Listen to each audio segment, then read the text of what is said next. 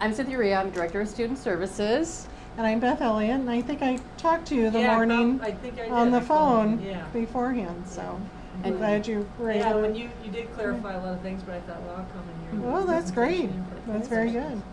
And you know Mrs. McGarvin, obviously, and do you know Dr. Underley? Yeah. Nice to see you. Great. And we're here today to talk a little bit about Erins Law. We can, probably forego a formal presentation since you're the only one here. But because again, I've seen you at other parent universities, as you probably know, the parent universities, our goal of that is to help, kind of fulfill part of the district's vision of learning today for a successful tomorrow. And, particularly the whole Erins Law initiative definitely coincides with some of our core beliefs, especially that children need to learn in a safe environment. And so that's why, part of the reason why we're talking about Erins Law today. Mm-hmm. So,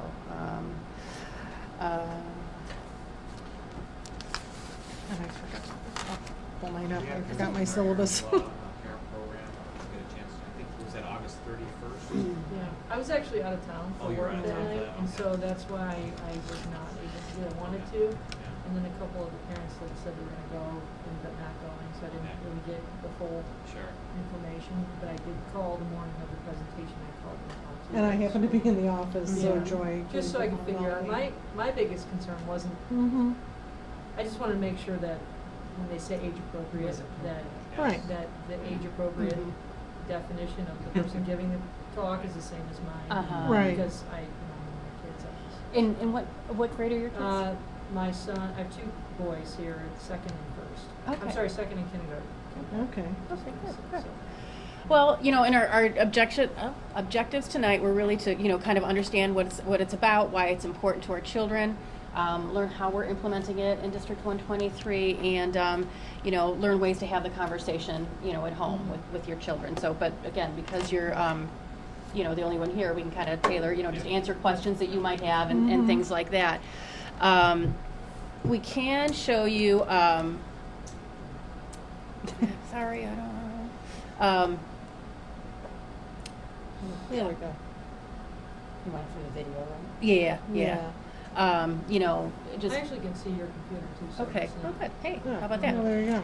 I don't know if you're familiar, with how Erins Law got started and things like that, but Erin Marin is actually now she's a housewife and mother from Illinois she was sexually abused, and so this little video tells a little bit of her story, and.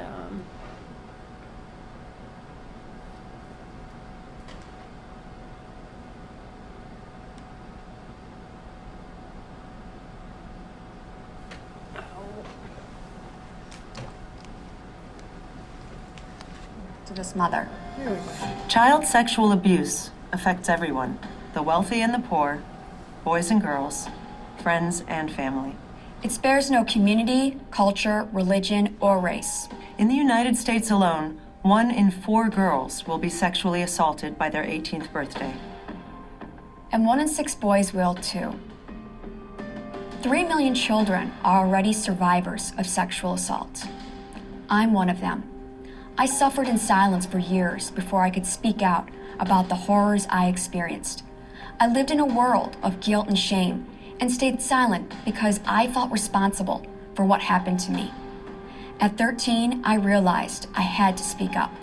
And now my mission is to remove the stigma and shame surrounding sexual abuse and empower survivors to speak out. That is why I created Erins Law. Erins Law is prevention-oriented, bringing sexual abuse education into public schools using age-appropriate techniques.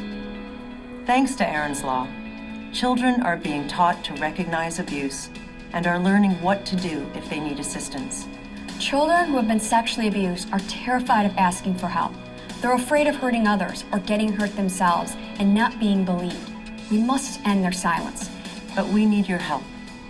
First, learn more about Erin and her story through Speak Truth to Power. Then, become a human rights defender. If your state hasn't passed Erins Law, You have the opportunity to make a lasting difference for millions of children.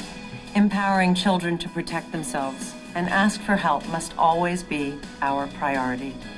Together, we can get Erins Law passed in every state, giving millions of children a powerful voice that will prevent and end suffering. Learn more about my story, the stories of other human rights defenders who have changed our world, and how students can help pass this law by visiting the Robert F. Kennedy Human Rights Truth to Power curriculum at rfkhumanrights.org. Join us in speaking truth to power. And actually, Illinois was the first state to pass Erins Law, and as of right now, I think it's 26 states have passed the law. Whoops, no, stop. That's enough. There you go. And the reason that Erin felt this was so important, not just because she was a victim of sexual abuse, but she talks about how in school we practice all these other things. We practice fire drills, we practice tornado drills, we practice or we talk about saying no to drugs, and so she felt that it was very important for kids to protect themselves, that we talk about this in school as well, even though it may not happen to kids, but so that they're prepared when it does happen.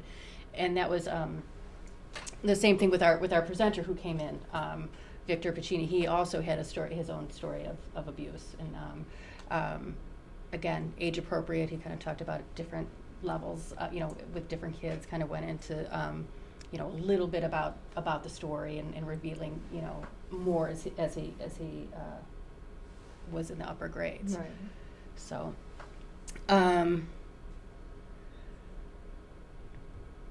And so, sorry, I feel like I'm more nervous. So you said the one thing that you were most concerned about was, the age appropriateness of the curriculum, or Yeah, so when I called that morning, my concern was that it's obviously a topic that, it's a sensitive topic.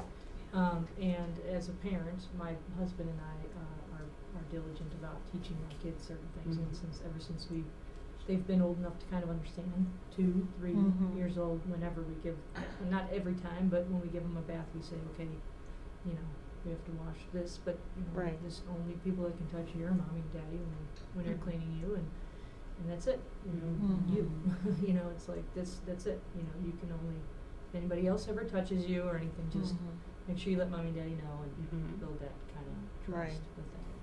But so I didn't want the presentation to be like to scare them, because my one son, who's in kindergarten, is very, very Right. sensitive. And Okay. like last night, he started crying for no reason, and I said, "What is going on?" He said, "Well, somebody said that when you're 19, you go away to college, and you have to stay there, and I want to come home." And he's crying over this. And I'm like, so that's just an idea. Right, an idea of how things get into So his I didn't head. want somebody to say to him, Yeah. if somebody touches you, you have to run, Right. to scare him. So that was my biggest concern. And you were talking about, when you're bathing your kids, and that's a great way to approach it with them. And that's what Victor does in the presentation. He talks about like the bathing suits. He had little cartoon characters with bathing suits on.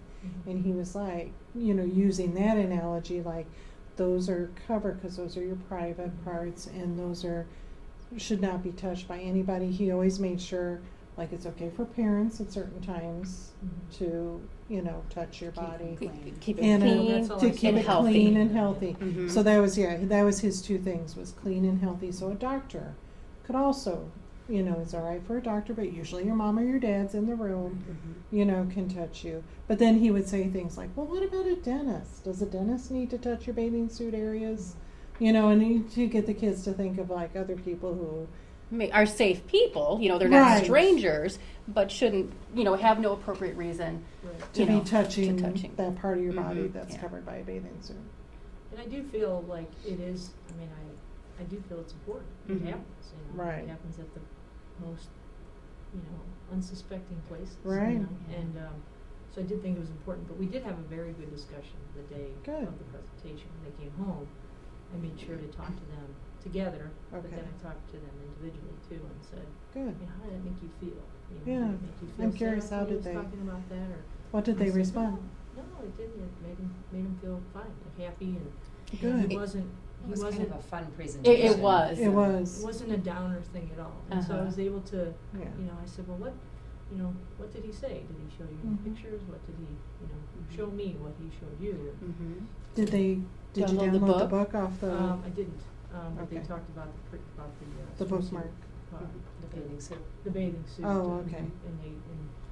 And Ryan's, my older, is a little bit more matter of fact. He's more, it was fine. It was no big deal. Well, Colin yeah. was the one I was. a Oh, little come on, more- Mom. Yeah, and Ryan's more. I think you never know, but for me, with him, I feel like Mhm. if something were to happen, good, bad, or different, he always tells me. Mhm. Right. And Colin's a little bit more reserved, and he'll sit Mhm. there in silence before you have to say what's wrong. Right. So he's the one I was a little bit more concerned about. But yeah, I think it's very important, and I'm glad that it's. I just want to make sure that we're all on the same. No. Yeah. And that's something Definitely. too, I think, when that legislation was first signed, when Governor Quinn, I think back a couple of years ago, I think the two things that popped into my mind was, one, some of the data Yeah. associated with it that we even saw Mhm. that I wasn't even aware of. Mhm. How many, when you think, when you break those statistics down to a typical classroom, Mm-hmm. you're talking 5 or 6 kids, Mhm. so it's really impactful. But the other concern was, how are we gonna implement this in an age-appropriate fashion? Right. And do it, and make sure parents know about it, and make sure that kids leave the presentation kind of feeling empowered, Mhm. not feeling scared or afraid. And, we spent much of a year, researching it, Mhm. looking at it, Mhm. and, unfortunately, we had the opportunity to, partner with someone like Victor, who really gets it, who really understands it, and, can speak to a variety of levels Yeah. of Mhm. kids, because, I don't know, Anne Marie, if you wanna speak to, he did a presentation for like K1, 2, 3, 4, 5. Right, he did a presentation, it was K1, 2, then 3, 4, and then I think 5 and Mhm. 6 were pretty similar, we don't have Right. 6th grade here, Mhm. but, K1, 2, it was about, good touch and bad touch, Mhm. were kind of the phrases that he used. He actually used the phrases safe and unsafe. Unsafe and unsafe. And his rationale for that I thought was really interesting, because sometimes a bad touch or an unsafe touch might feel good. It might feel like attention. It might feel and so Right. in just recognizing that it doesn't it's safe and unsafe were the words. And Right. I like Right. that. And he talked about, what would be an unsafe touch, and the kids started talking about pushing and Mhm. shoving and Right. hit, some recess type Mhm. things. And then he moved from that into 3rd and 4th grade, it was appropriate and inappropriate Mhm. Right. touch. Mhm. And then 5th grade, he did use the word sexual abuse. I mean, Mhm. Right. he did start to kind of go into his story a Mhm. little bit, I think I didn't obviously see the 7th and 8th grade presentation, but And I missed he him, talked to unfortunately, himself too. he talked about himself that he was a survivor, and that Right. it took until college for him to tell Mhm. somebody. Mhm. And that he called his they talked about trusted heroes, who Mhm. is in the school that you can talk to, and, cause they talked about mom and Mhm. dad, everybody, in fact, that was asked the question, said mom and dad would be a trusted Right. hero. But then he said, well, but what happens if you're at school Mhm. and, mom and dad aren't there, who can you Mhm. talk to? Mentioned the teacher, mentioned the social worker, mentioned the principal. The nurse. The nurse, and that all these people would get help for you. And that was through all All the grades, yeah. presentation, Mhm. yeah. But he did, he had a song, Kind of sounded like a rap song. Tic Tac almost. No Go, Yeah, or they something said like they- that, Yeah. yeah. Is that, did they Yeah. sing it for you? Yes. Because they went on the Tic Tac No Go. Yeah. Yeah, to because be it was around the the different private private parts. parts, Mhm. yeah. Yeah. So, they were screaming that. I think Mrs. Weig was a bit irritated with how loud I was in the room right next to her. But I mean, it really Mhm. was, because I was a little apprehensive Mhm. myself, because it is Mhm. really awkward, and how do you, Right. we have to be so careful what we say to kids all the time, Mhm. that bringing somebody in that doesn't know our kids. Right. Right. So I have to say we have to do it, and I Mhm. knew we had to do it, but I kind of watching like a hawk what was being said, and Yeah. it really was It was very, very well done. It was, I mean, the vocabulary, I was very impressed at how he did, change his vocabulary for different levels and change the, Right. you know, the concepts for the different grade levels. And it was fun. The kids were having a really good time Oh, singing yeah. songs He kind of owned, because 4th and 5th, you'd start to see the squirming, and you know, Yeah. it's not. I mean, You for totally 4th and own- 5th graders, it's Right. very uncomfortable. Dare topics are uncomfortable for some of these Right. kids. Going to Robert Crown is uncomfortable. So you know, Yeah. something like this, and he kind of owned it a little bit. He just sort of said, He acknowledged I it. know that this is uncomfortable, and I know that this is not something that is very easy to talk about, but it's important and it happens, and you know. So I thought it was great that he did acknowledge that. He didn't just Gloss over. yeah, Mhm. right. Yeah. That was the one thing I kept telling myself was, my kids are so young, they don't have the Yeah. stigma attached to Right. this topic yet, so I tried to be kind of like Common Core math. Yeah, there you go. Very good. Positive about They don't have the same, you know, life experience, so they're very, you know, they're going to be more open to Mhm. what's being said, which I just want to have the positive reinforcement at home. And I Right. also do think it's important to talk about this. It's part of life. Right. And I don't want there to be this shame, like she said, Right. the shame, the embarrassment, you know. And it's like at our house, you know, we Right. we know we can talk Mhm. about anything, and there's no, Right. we don't. There are punishments for certain things. Breaking TVs is one of them. But you know, important topics, I try to make sure that they get their undivided attention, that they need Mhm. to Right. present whatever it is that they need to say. That's good. And that's really important. I mean, we try to create that safe environment at school, but the fact that, you know, you're carrying it over to the home, you know, is just really important, so that they Yeah. feel that they can, whether it's something, you know, they can talk to you or talk to somebody at school. And to take the shame away from Mhm. it, that you've been talking to them about this since they were little. Right. Right. Because I got a couple of emails after the presentation Mhm. saying, you know, how thankful they were, and that the fact that they had been talking about it with their kids. Mhm. And they were Mhm. happy to have this. I think I said that. You did. It You did, It and I opened, got it yeah, opened up and I a got very another one. positive dialogue for us, Mhm. and Good. that's what I think. That's what I think. If anything, that's what it's about. Right. Because I recognize pretty soon we're going to be. Yeah, because all the kids were given a bookmark, Yeah, we got the book. and you can go online and download the book. And, oh, I forgot it. I'll run in and get it after I'm done. Is it in the conference room? Yeah, it's in the conference room on the table there. And it's a book that he wrote, and he basically, it's his presentation into a book that's age appropriate, you know, for kids. So you could go on there, but he purposely did not just hand the book out. The reason he did the bookmarks is he said, go and share this with your mom and your dad, and you together download the book. Because I think that was his way of trying to get kids to like To talk draw about the it. parents into it and to talk about it, instead of them coming home and having to. It's uncomfortable, like you said, for some kids. Well, just we to actually learn did. about. My older one was like, "Can we download the book now?" And then we were. Yeah. I mean, I have 4 kids.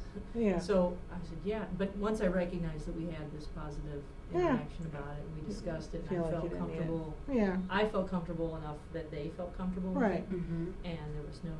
And I even came back to it later Mm-hmm. with Colin, and just you know, okay about this. Yeah. I felt like you know, I was okay with it. Oh, good. Good, that's I great. think the more, you know, schools and homes Yeah. can be on the same page, I think the more meaningful and Do you wanna impactful look it through really it? is for the kids. Mhm. Their common messages, they know their supports, support. You know, Dr. Underly mentioned some of the data, and so we gave you this little fact sheet here, and you know, it's shocking to, you know, hear how many, you know, kids, you know, may experience some form of sexual abuse, and that it's usually like, you know, it is from somebody, you know, that they know and they trust, and initially, and so that's why, you know, again, as parents, it's so important that you open up that dialogue, because, you know, you're the person that they should trust the most, and a lot of times these people are, you know, manipulative and convince them that there's reasons, you know, not to tell. So, you know, some other, you know, 23% of reported cases of child sexual abuse are perpetrated by individuals under the age of 18. You know, 1 out of 4 girls and 1 out of 6 boys will experience some form of sexual abuse before the age of 18. And, you know, it says, however, because it's, you know, very secretive, many of the cases are never reported. So it's just, it is shocking to hear, you know, some of the data.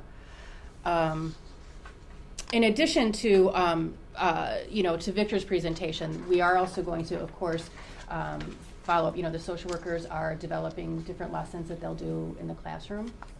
And, you know, those will be things mostly, you know, like there's different, again, age-appropriate books that they might go in and read to the class, and, you know, and just, you know, have a conversation so that, again, you know, that presentation was great, but it also needs to be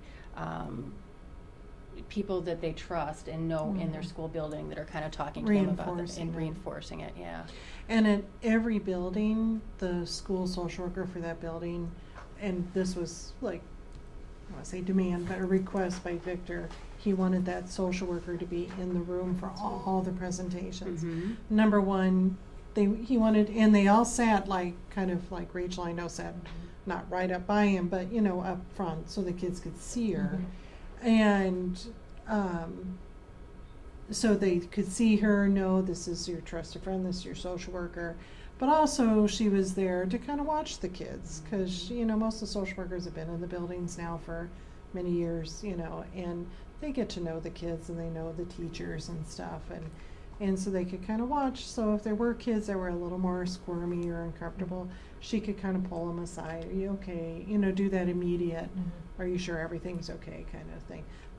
You know, not that we were suspecting they were abused, but like you said, is that, like your son, it's that discomfort that, you know. And yeah, how we're, you know, kind of monitoring, like, are they getting the concepts, or, right, you know, and those kind of things, you know. Understanding it. So, and so, you know, some of the topics that they'll, you know, be kind of talking about, or the objectives that they'll have for their lessons, are just things like, again, kind of similar themes, you know, empowerment, you know, it teaching kids that it's okay to say no if somebody is making you feel uncomfortable, you know, even if it's, you know, a seemingly innocent, you know, touch, like a hug or something, you know, a lot of, you know, we know, you know, as adults who it's okay to hug and who it's not okay to hug, and, you know, we have kind of teach kids to have that that voice that says, yeah, no, that's, you know, that's not okay. And self-advocacy, good and bad secrets, and then kind of like we said before, like identifying your support system. Who can you go to talk to about, you know, these hard issues, or if you're having a problem, things like that.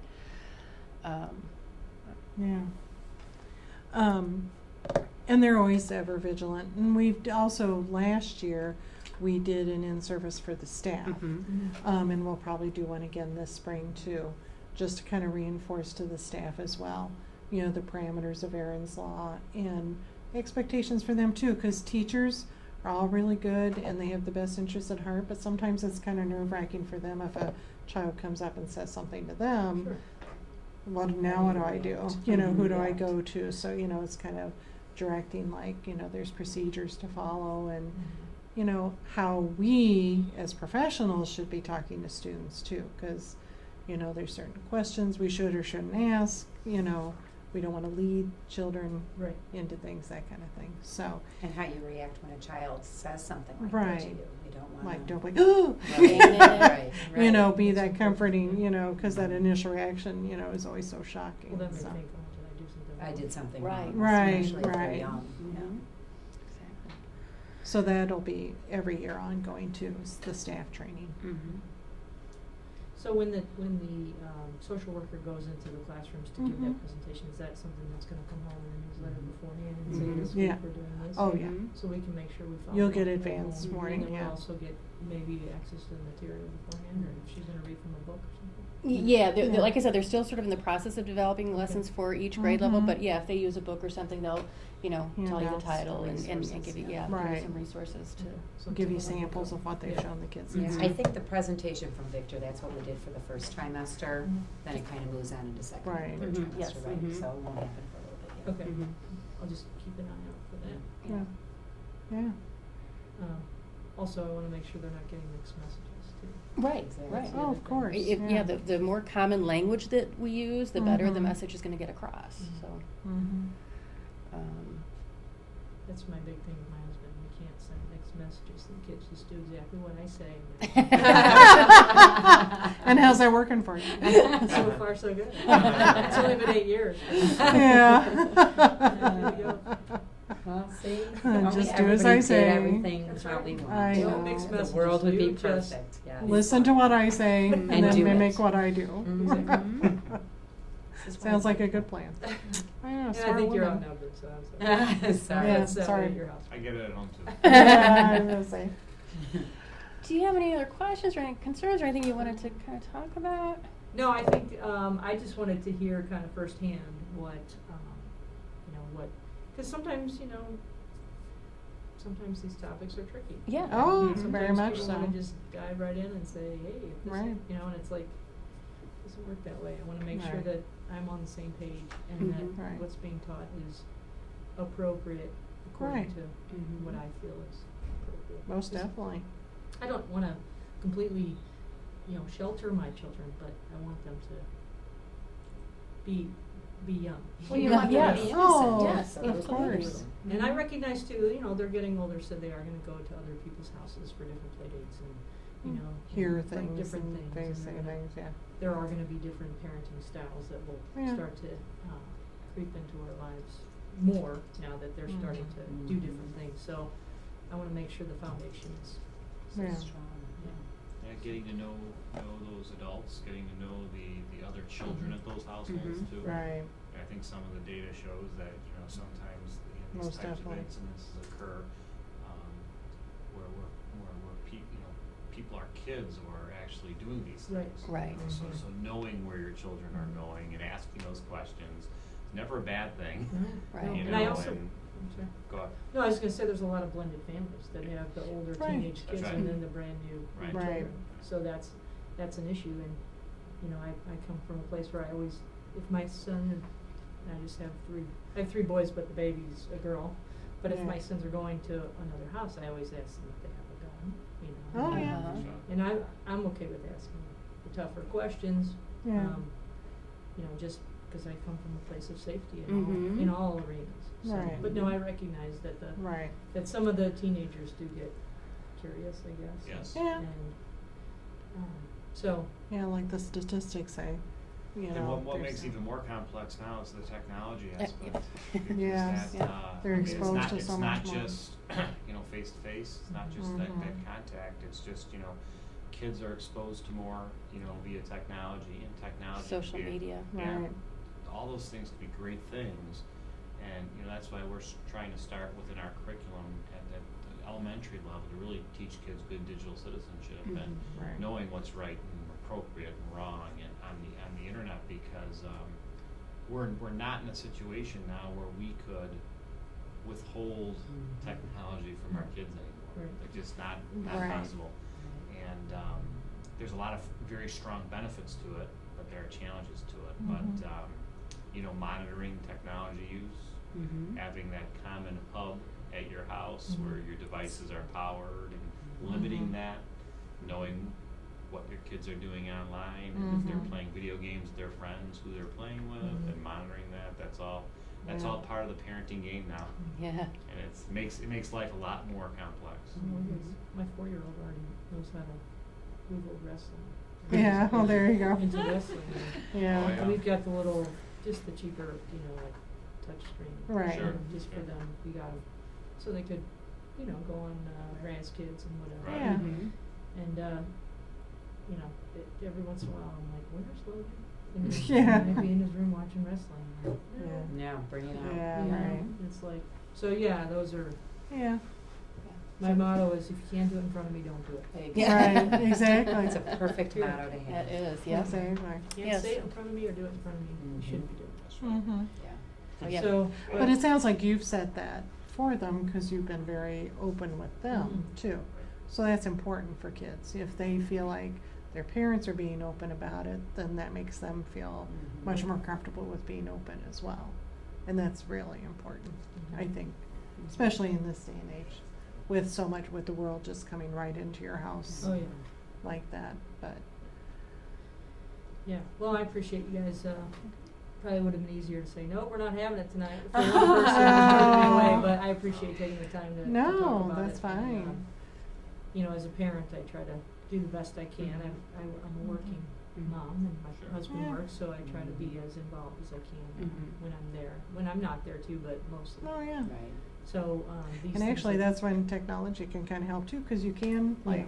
by texting and that, you know, Mhm. I'm still around, Well, you Yeah. know. Right, Yeah. Well, the thing is, yeah, you can't be there all the time. Right. Right. You just can't, so you have to build that, you know, accountability in Right. to them too, Yeah. so.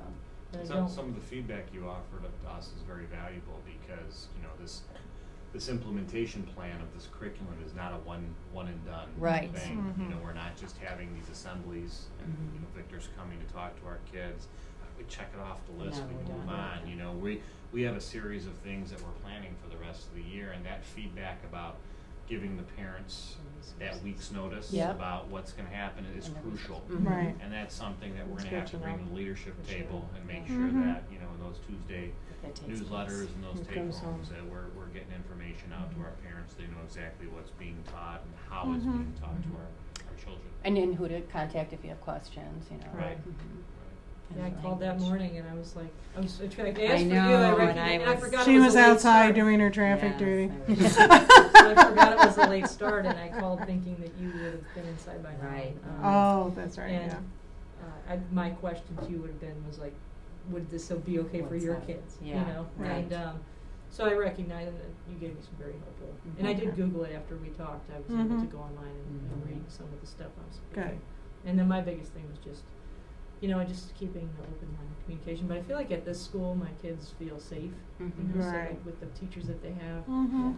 Ryan is, you know, he's like, Mrs. McCall is the nicest person I ever met. I'm like, that can't be true. What about your mother? Standing Yeah, right hello. here. I Hello. can hear you. when Right you in say front of it. you. And of course, Oh, Mrs. Mom, you're not a Connor is person. second to none. Yeah. Oh my Yeah. God, Mrs. Mrs. Connor, oh my So gosh, yeah. they've been very fortunate. I don't think they could get a better Yeah. teacher here, but they're very fortunate with feeling safe. Right, safe. And, you know, so I appreciate you guys taking the time and, Oh, no indulging problem. me for Well, we're It's a pleasure. appreciative that you came out another Yeah. night, Yeah. especially after what happened at the last parent university. Yeah, my son, my 4-year-old, and I love him to death.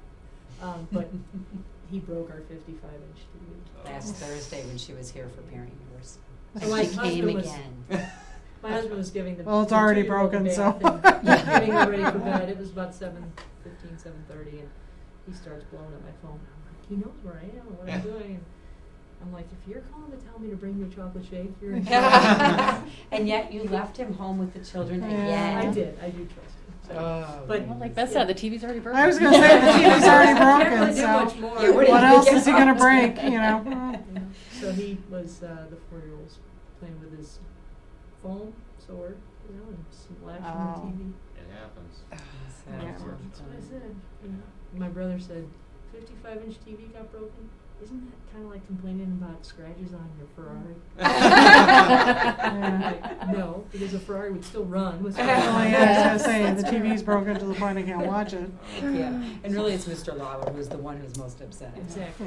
Yeah. Yeah. So, So, and yeah, we have a little handout for you that also talks a little bit about, you know, signs of abuse, what to do if a child discloses abuse, but, you know, Yeah. other than that. well, I really appreciate it. Thank you very much, and Yeah. I certainly.